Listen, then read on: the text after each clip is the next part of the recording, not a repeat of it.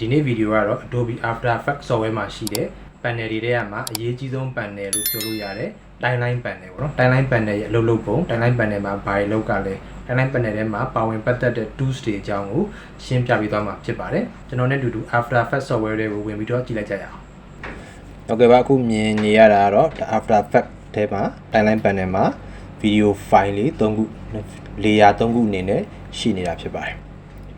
ဒီကတော့ project composition ဖွင့်ပုံဖွင့်နည်းကတော့ရှေ့ video လေးမှာတော့အကြမ်းမြင်တော့ပြောပြထားပါတယ် composition ဖွင့်နည်းကတော့တိတော့အမှမခဲရင်ပါဘူးเนาะအဲ့ဒါကိုအသေးစိတ်သိချင်တယ်ဆိုရင်လည်း comment မှာရေးပေးခဲ့ပါအဲ့ဒါကိုအသေးစိတ် video file နေနဲ့တက်ထပ်ပြီးတော့လုပ်ပေးပါမယ်အခုကတော့ဒါ composition ဖွင့်ပုံဖွင့်နည်းကိုမပြောတော့ဘဲနဲ့ဒါ timeline ပေါ့เนาะ timeline panel အကြောင်းကိုပဲပြောမှာဖြစ်ပါတယ်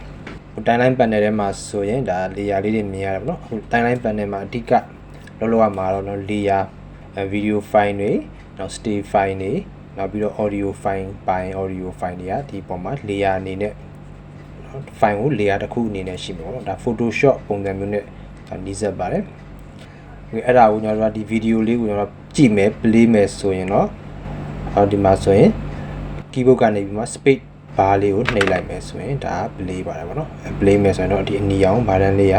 play နေတာကိုမြင်ရပါလိမ့်မယ်ရက်မယ်ဆိုရင်တော့ဒီ space bar ကိုပဲထပ်နှိပ်ပြီးတော့ရက်ရမှာဖြစ်ပါတယ်။အဲ့ဒါကိုမှကျွန်တော်တို့က တစ် frame ချင်းစီပေါ့နော်တစ် frame ချင်းစီအစဘက်ကိုသွားမယ်ဒါမှမဟုတ်အနောက်ဘက်ကိုသွားမယ်ဆိုရင်ကျွန်တော်တို့ page up page down နဲ့သွားလို့ရပါတယ်။ဆုံးမဲ့ဘက်ကိုသွားမယ်ဆိုရင်ကျွန်တော်တို့ဒီမှာဆိုတော့အင်္ဂလိပ်လိုပြောတာတော့ပို့ပြီးတော့သိကြပါတယ် forward နဲ့ reward ပေါ့နော် forward ဆိုတာဒီဘက်ညာဘက်ကိုသွားမယ်ဆိုရင်ဒါ forward ဆိုပြီးတော့သုံးနှုန်းပြီးတော့နော်အစဘက်ပေါ့နော်ဘယ်ဘက်ကိုလာမယ်ဆိုရင်တော့ reward ပေါ့နော် forward ဘက်ကိုတစ် frame ချင်းစီသွားမယ်ဆိုရင် page down နဲ့ preview လေးတွေကိုတစ် frame ချင်းသွားလို့ရပါတယ်တစ် frame ချင်းသွားတော့ညဘယ်မှာကြည့်နိုင်လဲဆိုတော့ဒီမှာ timeline display လေးရှိပါတယ်အဲဒါခုချိန်မှာဆိုရင်ဒါလက်ရှိ timeline indicator ဆိုတဲ့ဒီအပြာရောင်တန်းလေးကရောက်နေတာဘယ်နေရာရောက်နေတာလဲဆိုတော့6 second နဲ့29 frame ကိုရောက်နေတာဖြစ်ပါတယ်ဒီမှာနောက်ထပ်တစ် frame ကိုထပ်သွားမယ်ဆိုရင် page down လေးတစ်ချက်နှိပ်လိုက်မယ်ဆိုရင်တော့10 second ကိုရောက်သွားပါပြီနောက်ထပ်တစ် frame ထပ်သွားမယ်ဆိုရင်10 second နဲ့1 frame 2 frame 3 frame စသဖြင့်ပေါ့နော်ဒီမှာကျွန်တော်တို့က composition ဖွင့်ထားတာက30 frame per second နဲ့ဖွင့်ထားတာဖြစ်တဲ့အတွက်ကြောင့်မလို့တစ် second မှာ frame 30ရှိမယ်ပေါ့နော်ဥပမာဒီကယ်လို့ဒီကောင်က10 second ကနေပြီးမှ17 second ကိုရောက်ဖို့ဆိုရင်နောက်ထပ် frame 30ပြည့်ဖို့ဆိုရင်28 frame ပေါ့နော်28 frame ရှိမယ်ပေါ့အဲ့ဒါ frame လေးတောင်းမယ်ဆိုရင်25 26 29 28 29 30ဆိုရင်17ဖြစ်သွားမယ်ပေါ့နော်ဒါတွေကတော့ဒီသဘောတရားတော့ကျွန်တော်ဒီ frame per second အကြောင်းကိုတည်တံ့ဗီဒီယိုလေးတင်ထားတာရှိပါတယ်အဲ့မှာဆိုရင်အဲ့မှာသွားကျင်တော့ပိုရှင်းပါလိမ့်မယ်ကျွန်တော်ဒီမှာတော့ဒီ frame per second အကြောင်းလေး resolution အကြောင်းလေးကိုတော့တေချာတော့ပြန်ပြီးတော့မရှင်းပြတော့ဘူးပေါ့နော်တိုင်းတိုင်းမှာအဓိကလုံးဆောင်ရတာခုနလို page down နဲ့ page up ပေါ့နော်တကယ်လို့ကိုက free အစဘက်ပေါ့နော် reward ဘက်ကိုပြန်သွားခြင်းနဲ့ဆိုရင် page up လေးနဲ့ခုနအစဘက်ကိုပြန်သွားလို့ရတယ်ပေါ့နော် okayအဲ့လိုမှမဟုတ်ပဲねကျွန်တော် mouse pointer လေး mouse နဲ့တစ်ဆင့်ပေါ့ဒီ indicator ပေါ်က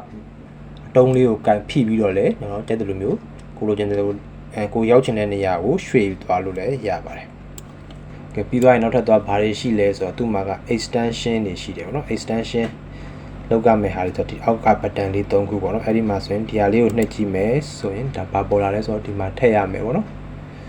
နောက်ထပ်ထည့်ရမယ့် extension တွေပေါ်လာမယ်ထပ်နှိပ်မယ်ဆိုရင်ထပ်ပြီးတော့ပေါ်လာမယ်ပေါ့နော်ဒီဟာလေးတွေကနောက်ပိုင်း lesson တွေကြာရင်သုံးဝင်မဲ့နေရာတွေပေါ့နော်ဒီဟာလေးတွေဆိုရင်ဒီမှာဆိုဒါ motion blur ဒါ motion blur တို့ဘာလို့ထည့်မယ်ဆိုရင် motion blur 3D ဆိုရင် 3D ပေါ့နော်စသဖြင့်အဲ့လိုမျိုးလေးတွေကိုကျွန်တော်ဒီမှာထည့်လို့ရပါတယ်ဒီဟာလေးတွေကအခုလိုတဲ့အခါပဲသုံးပါပေါ့မလိုတဲ့အခါကျရင်တော့ဒါလေးတွေကိုဒါ uncheck လုပ်တာမျိုးလိုတဲ့အခါတကယ်လို့က motion blur ထည့်ဖို့လိုအပ်မယ်ဆိုရင်တော့ဒါ motion blur button ပေါ့နော်အဲ့လိုမျိုးလေးတွေကိုကျွန်တော်အခုလိုတဲ့ဟာလေးတွေကိုသုံးလို့ရပါတယ်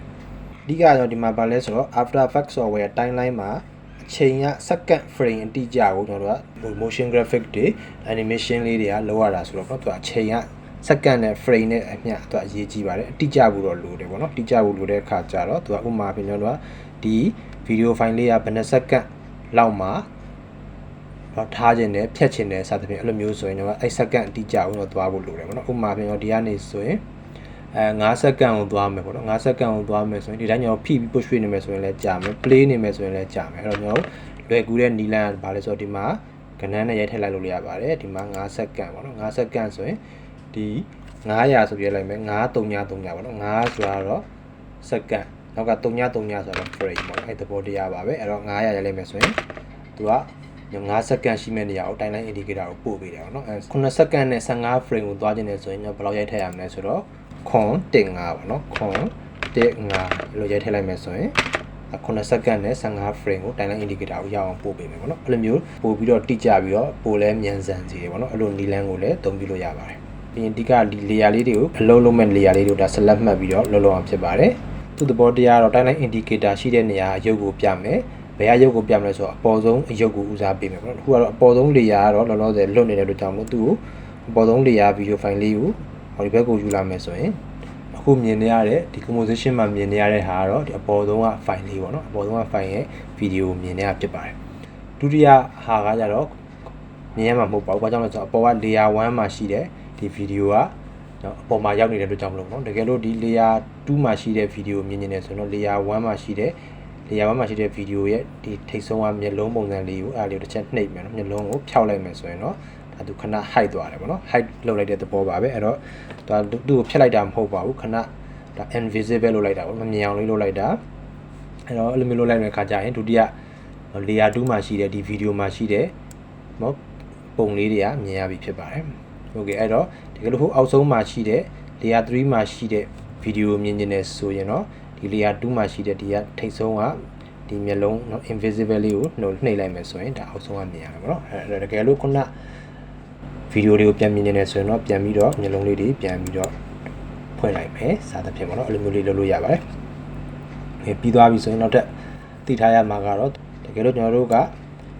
page down ဆိုတာတစ် frame ပဲအခုမှဒီကနေကျွန်တော် page down တစ်ချက်နှိပ်လိုက်မယ်ဆိုရင်သူက1 frame ပဲသွားတယ်ပေါ့နော် page up နှိပ်လိုက်မယ်ဆိုရင်လည်းဒီ reward ကို1 frame သွားမယ်စသဖြင့်ပေါ့တကယ်လို့ကျွန်တော်တို့က shift နဲ့ page down နဲ့နှိပ်မယ်ဆိုတော့သူက10 frame TT ကိုခုံပေးမယ်စသဖြင့်ပေါ့နော်အဲ့တော့တကယ်လို့ကိုရီးယားဘယ်လိုလုပ်မလဲဆိုတော့ဒီ30 frame 1 second ကိုသွားခြင်းနဲ့ဆိုရင်ဒီကနေ shift page down လေးကိုနှိပ်သွားမယ်ဆိုရင်လည်း1 second ကို3ချက်နှိပ်sorry 2ချက်နှိပ်ရုံနဲ့ရောက်သွားမယ်ပေါ့နော်အဲ့လိုပဲနောက်ထပ်2 second ကိုသွားမယ်ဆိုရင် shift page down လေးကိုနောက်ထပ်3ချက်ထပ်နှိပ်လိုက်မယ်ဆိုရင်2 second ကိုရောက်သွားမယ်ပေါ့သူကတစ်ခါနှိပ်ရင်သူက10 frame သွားတယ်ပေါ့နော်အဲ့သဘောလေးကိုလည်းမှတ်ထားဖို့လိုပါမယ်တကယ်လို့ကျွန်တော် reward back ကိုပြန်သွားမယ်ဆိုရင်လည်းထိုနည်း၎င်းပါပဲ shift နဲ့ page up နဲ့ဆိုရင်ဒါ10 frame reward ကိုပြန်သွားမယ်ဘယ်ဘက်ကိုပေါ့နော်ဒါအစဘက်ဖြစ်တဲ့ဘယ်ဘက်ပေါ့နော်အဆုံးဘက်ဖြစ်တာညာဘက်ပေါ့နော်အဲ့လိုမျိုးသတ်မှတ်ထားပါတယ်โอเคအဲ့တော့ timeline ရဲ့လုံဆောင်ပုံတွေကတစ်ခုဖြစ်ပါတယ်အော်ဒီမှာဆိုရင်နောက်ထပ်မှတ်သားစရာလေးတွေကပါရှိလဲဆိုတော့ဒီ video file တွေကတော့ video တစ်ခုနဲ့တစ်ခုကြာချိန်ရမတူကြဘူးပေါ့နော် duration တွေကမတူကြဘူးအဲ့တော့ဥပမာပြကျွန်တော်တို့ကဒီအပေါ်ဆုံးက layer 1မှာရှိတဲ့ video ရဲ့ဒီအဆုံးကို timeline indicator ကိုတန်းသွားခြင်းနဲ့ဆိုရင်တော့အဲ့ layer ကိုရင်ဆုံး select မှတ်ပါမှတ်ပြီးသွားရင် keyboard ကနေကိုနှိပ်လိုက်မယ်ဆိုရင် select မှတ်ထားတဲ့ layer ရဲ့အဆုံးကိုတန်းပြီးရောက်သွားလိမ့်မယ်ပေါ့နော်အဲ့နည်းလေးရှိပါတယ်တကယ်လို့အစကိုသွားခြင်းနဲ့ဆိုတော့ I ဖြစ်ပါတယ်အဲ့တော့ဒီပို့ပြီးတော့တိတာဝါအောင်လို့ဒီလိုမျိုးလေးရွှေ့ထားလိုက်မယ်ဒါကတော့ထိတ်စာဒီဘက်ကတော့အဆုံးပေါ့နော်အဲ့ဒါအစနဲ့အဆုံးဒီ layer ရဲ့ဒီ layer မှာရှိတဲ့ video ရဲ့အစနဲ့ထိတ်စာနဲ့အဆုံးကိုသွားမယ်ဆိုရင်ဒီ layer ရဲ့ထိတ်စာကိုသွားမယ်ဆိုရင် I လေးနှိပ်မယ်အဆုံးကိုသွားမယ်ဆိုရင် O လေးနှိပ်မယ်ပေါ့နော်စသဖြင့်အဲ့ဆိုရင်တော့ကျွန်တော်မြန်ဆန်နဲ့သွား timeline indicator လေးတွေကိုနေရာရွှေ့လို့ရမယ်ပေါ့နော်အဲ့တော့ timeline မှာတော့အဓိကကျွန်တော်မှတ်ထားမှာတော့အဓိက play မယ်နော် play မယ်ဆိုရင် space နဲ့ play မယ်ပြီးရက်မယ်ဆိုရင်စာ space bar နဲ့ပဲရက်မယ်ပေါ့နော်စာသဖြင့်အဲ့မှာဆိုရင်ပြီးသွားရင်နောက်ထပ်ဘာရှိမလဲဆိုတော့တကယ်ကျွန်တော်တို့အဲ့ဒီ layer တွေကိုလည်းအပေါ်အောက်နေရာရွှေ့လို့ရပါတယ်ဆိုကြမယ်ဆိုရင်အောက်ဆုံးက layer ကိုအပေါ်ဆုံးကိုရွှေ့ခြင်းနဲ့ဆိုရင်အောက်ဆုံးက layer ကို select မှတ်ပြီး mouse ကနေဒါဖိပြီးတော့မှအပေါ်လေးကိုတွန်းတင်လာခဲ့လို့ရပါတယ်เนาะဒါဆိုရင်ခုနဒီအောက်ဆုံးမှာရှိတဲ့ layer ကအပေါ်ဆုံးကိုရောက်သွားပြီပေါ့နော်အပေါ်ဆုံးကိုရောက်သွားပြီဒါခုနအပေါ်ဆုံးက layer ဒုတိယ layer 2ဆိုပြီးတော့ဖြစ်သွားတယ်ပေါ့နော်အဲ့တော့1 2 3မှာ1ကအပေါ်ဆုံးက layer 1ပေါ့နော်အဲ့လိုမျိုးဖြစ်သွားပြီအဲ့လိုပဲကျွန်တော်တိုက်တယ်လို့မျိုးကိုလိုလိုအပေါ်အောက်ကိုရွှေ့လို့ရပါတယ်နေရာချလို့ရပါတယ်โอเคနောက်ထပ်မှတ်သားစရာတစ်ခုကတော့ဆိုကြပါစို့ပေါ့နော်ကျွန်တော်ဒီလက်ရှိ timeline indicator လေးကကျွန်တော်ဘယ်ကိုသွားမလဲဆိုတော့ဒီအပေါ်ဆုံးက video file လေးကိုကျွန်တော်5 second ကနေစချင်တယ်ပေါ့နော်ဒီထိတ်စ5 second နားကနေစချင်တယ်ဆိုရင်အခုဆိုရင် timeline indicator ကို5 second ရှိတဲ့စီကိုရင်ပို့ထားမယ်timeline indicator 5 second ပေါ့နော်5 second ရောက်သွားပြီးသွားရင်အဲ့ဒီထိတ်စလေးက ဒီ5စက္ကန့်တိုင်းတိုင်း indicator စီကိုလာပြီးတော့ဆွဲကတ်လိုက်မယ်ဆိုရင်ဒါ5စက္ကန့်ကစတယ်ပေါ့နော်ဒါပေမဲ့အဲ့လိုမျိုး mouse နဲ့ဆွဲကတ်မယ်ဆိုရင်မတိကျမှုတွေဖြစ်သွားနိုင်တယ်အပေါ်ကျော်သွားတာတို့ချော်သွားတာတို့ဖြစ်တတ်တယ်ပေါ့နော်အဲ့လိုမျိုးဖြစ်အောင်လို့ကျွန်တော် shortcut ကလေးရရှိပါတယ်အဲ့ဒါတော့ဗာလဲဆိုတော့ဒီက bracket ပေါ့နော် bracket နှစ်ခုရှိပါတယ်ကျွန်တော် keyboard ကကျွန်တော် P ရဲ့ညာဘက်မှာရှိတယ် open bracket ရဲ့ close bracket ပေါ့နော်ဒီမှာတော့ဒီ layer ရဲ့ထိပ်စကိုခေါ်မယ်ဆိုရင်တော့ open bracket ပေါ့နော် open bracket ကပါလဲဆိုတော့ timeline indicator ရှိတဲ့နေရာကို layer ရဲ့ထိပ်စကရောက်လာအောင်တန်းပြီးတော့ခေါ်လိုက်တဲ့ shortcut ဖြစ်ပါတယ်နောက်တစ်ခုကကြတော့ဘာလဲဆိုတော့ close bracket ကကြတော့ဗာနှိပ်တာလဲဆိုတော့ layer ရဲ့ဒီနောက်စပေါ့နော်နောက်စကဒီ timeline indicator ရှိတဲ့ C ကိုတန်းပြီးတော့ခေါ်မယ်ဆိုရင်တော့ခုန close bracket နေရမှာပေါ့နော် okay အဲ့တော့ open bracket ကကြတော့ timeline indicator ရှိတဲ့ C ကိုထိပ်စကနေလာပြီးတော့ကတ်မယ်ဟုတ်ပြီ close bracket ကကြတော့ timeline indicator ရှိတဲ့ C ကိုသူ့ရဲ့အဆုံးသတ်ပေါ့နော်ထိပ်နောက်ပိတ်ကလာပြီးတော့ကတ်မယ်နော်အဲ့ဒီသဘောတရားလေးရှိပါတယ်ဒီဟာလေးတွေကလည်းနောက်ပိုင်း lesson တွေကြာရင်အသုံးများမယ်နော် key လေးတွေဖြစ်ပါတယ်အဲ့လေးတွေလည်းမှတ်ထားဖို့လိုပါမယ်ဟောဒါ timeline နဲ့ပတ်သက်ပြီးတော့လုံဆောင်ချက်ကတော့အခြေခံအဖြစ်ကတော့လောလောဆယ်ဒီလောက်ပါပဲOkay အဲ့ဒါဆိုရင်တော့ Adobe After Effects software ထဲမှာရှိတဲ့ panel တွေထဲမှာ timeline panel ရဲ့လှုပ်လှုပ်ပုံနောက် timeline panel ရဲ့အကြောင်းတွေကိုသိလောက်ပြီလို့မျှော်လင့်ပါတယ်နောက်လာမယ့် video တွေကြာရင်တော့ composition panel ရဲ့အကြောင်းကိုထပ်ပြီးတော့ရှင်းပြပေးသွားမှာဖြစ်ပါတယ်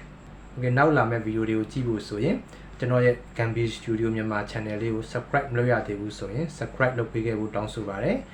ဒီ video နဲ့ပတ်သက်ပြီးတော့မရှင်းလင်းတာရှိလို့ပဲဖြစ်စေအကြံဉာဏ်ပြုဆွေးနွေးချင်တာရှိလို့ပဲဖြစ်စေဒီ video ရဲ့အောက်က comment မှာဝင်ရောက်ပြီးရေးပေးခဲ့ဖို့လည်းဖိတ်ခေါ်ပါတယ်။ အဲ့ဒါဆိုရင်တော့ဒီနေ့ video တော့ဒီလောက်နဲ့ပဲဆုံးသက်လိုက်ပါမယ်။နောက် video တွေကြာရင်တော့ထပ်ပြီးတော့ဆုံတွေ့ကြမယ်နော်။ Okay